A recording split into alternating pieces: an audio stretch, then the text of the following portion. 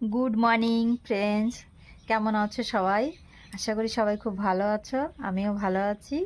তো উঠেছি তো অনেক সকালে, মানে 5টার দিকে। সব হয়ে গেছে কাজকর্ম, রান্না বান্না অল্প কিছু আছে, আধা হয়েই গেছে রান্না।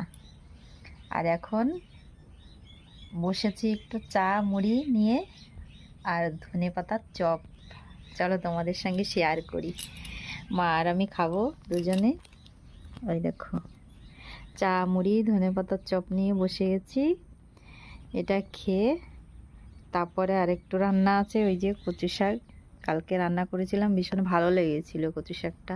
তা আজকে মাছের মাথা দিয়ে কচু শাক হবে। ওই দেখো, ওইটা রান্না করলে আমার হয়ে যাবে সারাদিনের কাজকর্ম।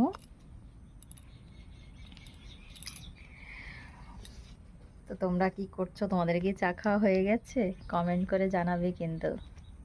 এখন মা আর আমি চা খাবো।